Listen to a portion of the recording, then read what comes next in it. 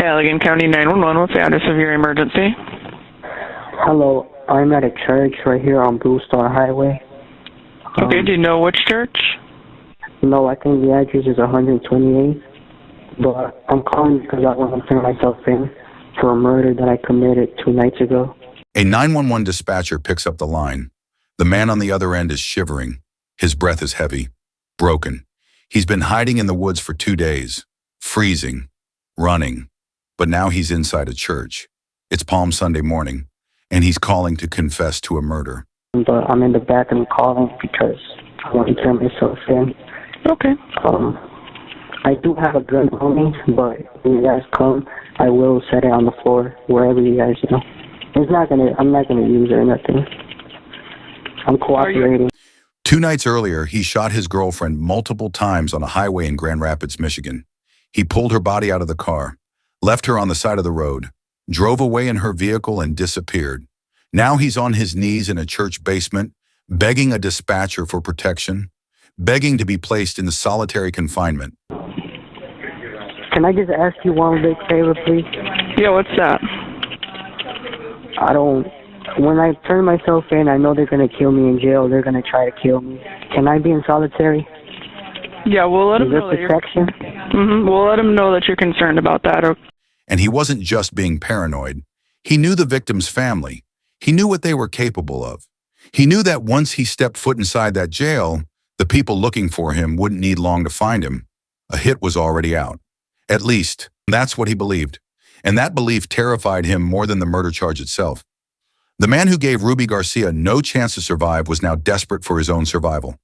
This is the story of what happened to Ruby Garcia, the 16-minute phone call that ended a 2-day manhunt, and the sentencing that made sure her killer would never see freedom again. Ruby Garcia was 25 years old. She had her whole life ahead of her. Dreams, plans, a future that stretched out before her like an open road. On that Friday night, she made a decision that took incredible courage. She told her boyfriend, Brandon Ortiz-Vite, that she wanted to end their relationship. She wanted out. The two had exchanged text messages earlier that evening, agreeing to meet up. Ruby had something important to say, something she needed to get off her chest. About an hour before everything fell apart, she let him know what that conversation would be about. She wanted to break up. What happened next would destroy her family, and it would ultimately land Ortiz-Vite in front of a judge who would call him exactly what he was, a cold-blooded murderer. The argument started while they were driving together on US 131, a major highway cutting through Grand Rapids, Michigan. Whatever words were exchanged, whatever accusations flew back and forth in that car, we will never know the full details. Ruby cannot tell her side of the story because Brandon Ortiz-Vite had made sure of that. While Ruby was still behind the wheel, still driving, he pulled out a gun and started shooting. The first bullet struck her chin, her left temple, her upper arm, her hand. The car became a death trap. There was nowhere for her to run, nowhere to hide. But he was not finished. After the initial shots, Ortiz-Vite got out of the vehicle. He walked around to the driver's side where Ruby sat, wounded and helpless. He placed the gun directly against her head, and he pulled the trigger again. He recalled signs of life. He indicated that her hands were moving. He indicated in similar terms that she was still fighting for her life. And that's when he decided to shoot her one more time. He believed it was in the head. This was not a crime of passion that spiraled out of control in a single moment of rage. This was deliberate. This was calculated. This was a man making absolutely certain that the woman who wanted to leave him would never leave anyone ever again. What happened next shows just how coldly Ortiz-Vite operated in those moments after taking Ruby's life. He did not call for help. He did not show a single shred of remorse or panic. Instead, he pulled her body out of the vehicle and dumped it on the side of the freeway near Leonard Avenue. He left her there like she was nothing. Then he got behind the wheel of her car and drove away into the night. Around 11:35 that evening, police received a call about a body on the side of US 131. When officers arrived at the scene, they found Ruby Garcia lying there with multiple gunshot wounds. Her phone was discovered nearby. The investigation began immediately. The following day, Ruby's car was located abandoned in a residential area north of South Haven, over in Allegan County. When investigators examined the vehicle, they found bullet holes puncturing the interior and suspected bloodstains painting a grim picture of what had happened inside. But the shooter was gone, vanished into thin air. For 2 days, Brandon Ortiz Vite was a wanted man. For 2 days, Ruby's family waited for answers, for justice, for some kind of closure. For 2 days, a killer walked free. Then came Palm Sunday, March 24th, 2024. The Ganges United Methodist Church on 68th Street near Fenville, Michigan, was holding its regular service. Parishioners gathered to worship, unaware that hiding in the lower level of their church was a man with blood on his hands. Ortiz Vite had spent those 2 days on the run, hiding in the woods, surviving the Michigan cold with nothing but his guilt to keep him company. He was freezing. He was exhausted, and according to what he would later tell the dispatcher, he was terrified. Not terrified of what he had done, terrified of what would happen to him next. After the Palm Sunday service concluded, Ortiz Vite made his way to a phone. He dialed 911, and he began to talk. The audio recording of that call was later obtained by multiple news outlets through Freedom of Information Act requests. What they heard was a man whose voice betrayed the physical toll of 2 days spent running. He sounded like he was shivering. His breathing was heavy, labored. He mentioned being cold from his time hiding outdoors. But despite his physical state, his words were clear. He told the dispatcher directly that he was calling from inside the church. Allegan County 911, what's the address of your emergency? Hello, I'm at a church right here on Blue Star Highway. Okay, do you know which church? No, I think the address is 128. 128th and what? What cross street? I don't know. It's a He said he was turning himself in for a murder committed 2 nights prior. church. But I'm calling because I want to turn myself in for a murder that I committed 2 nights ago. He confessed to killing his girlfriend, Ruby Garcia, during an argument on US 131. He admitted to shooting her multiple times. The confession was complete, unprompted, voluntary. He then told the dispatcher something else. He mentioned that he still had a gun with him, the same weapon he had used to take Ruby's life, but he assured her that he had no intention of using it. He would cooperate fully. He would set the weapon on the floor when officers arrived. He would step out of the church unarmed. He even described placing the gun by the mailbox so that responding officers would know he posed no threat. I do have a gun on me, but when you guys come, I will set it on the floor wherever you guys, I'm not gonna use it or nothing. I'm cooperating. I'm putting the gun right here by the mailbox. Okay. Okay, so you guys know that I'm not armed. Yep. Are you putting it on the ground?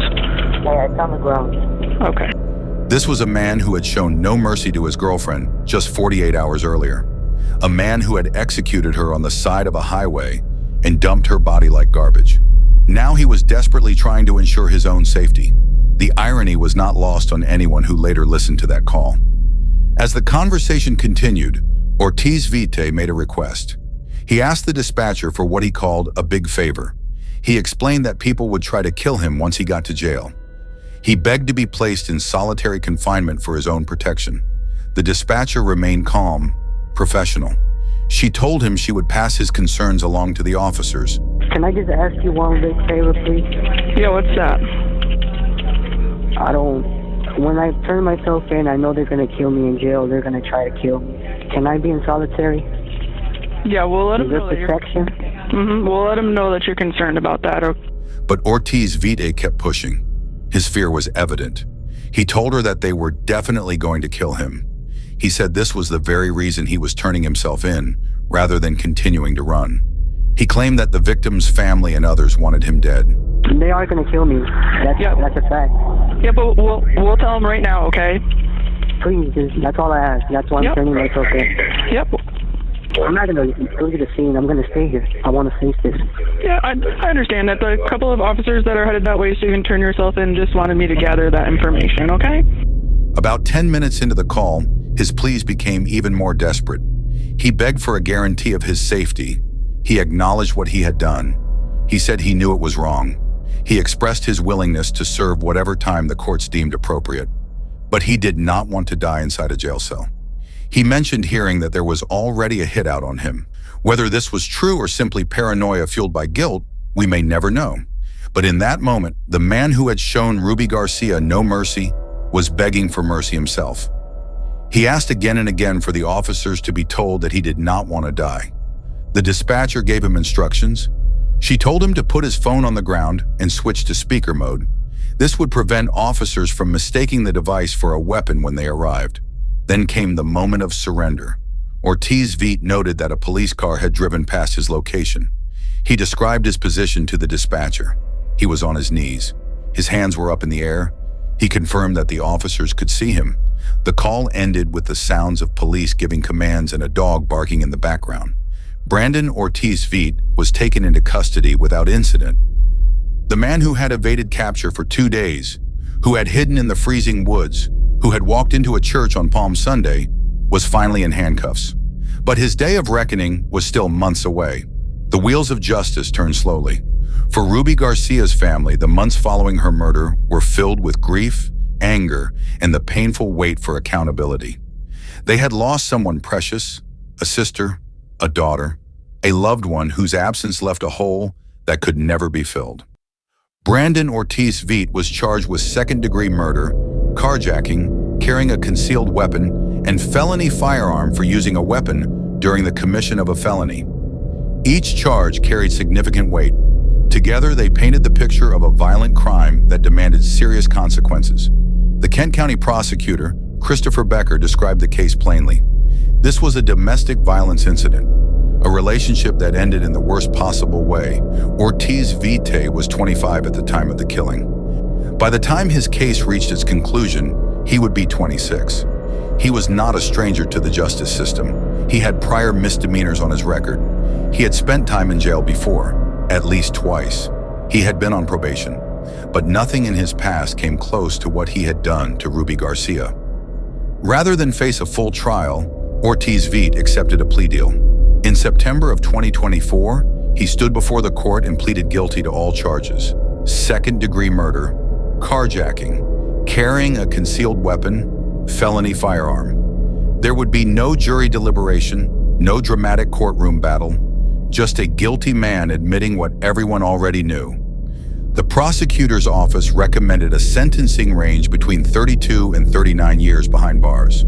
The sentencing guidelines for second-degree murder alone called for a minimum somewhere between just under 20 years to nearly 40 years. This was not a case where the defendant would be walking free anytime soon. November 7th, 2024, the Kent County Circuit Court, Judge Mark Trusock presiding. Ruby Garcia's family filled the courtroom. They wore shirts printed in remembrance of the young woman they had lost. Their presence was a silent testament to the devastation Ortiz Vite had caused. They chose not to speak publicly during the hearing. Instead, they submitted letters and a victim impact statement directly to the judge. In those written words, they described Ruby as a sister, a loved one, a family member. They called her bright, wonderful. They made clear that her loss had destroyed them. Prosecutor Becker acknowledged afterward that it had been a tough road for the family. They were simply glad it was finally over. An agreement was reached that morning between the prosecution and defense.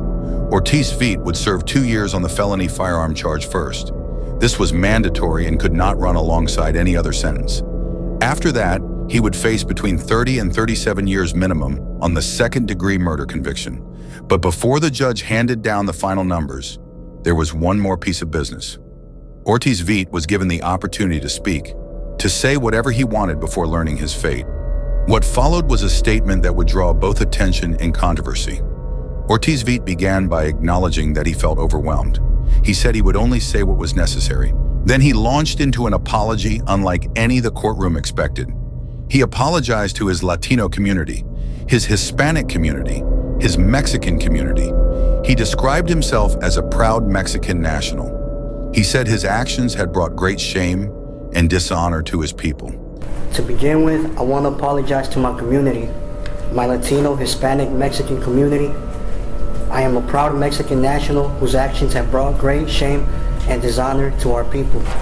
are people who come to the United States in search for a better living, a dream that I have taken for granted.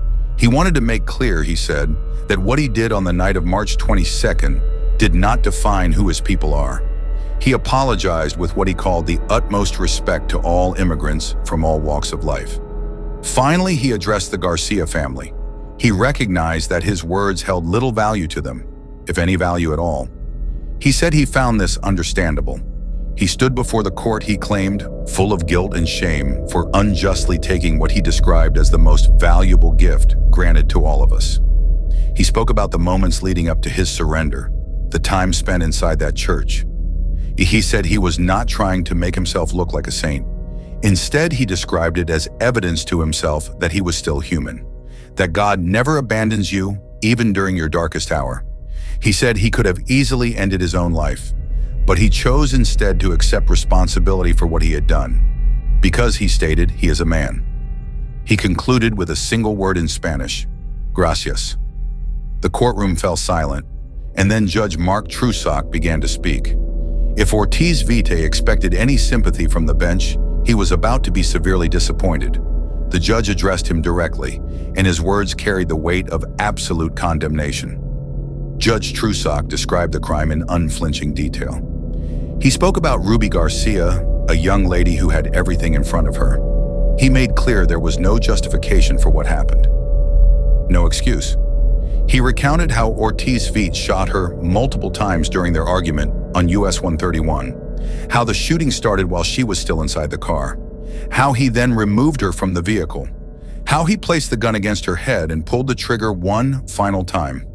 The judge did not mince words about what kind of act this was. He called it cold-blooded, intentional, a killing carried out with deliberate purpose.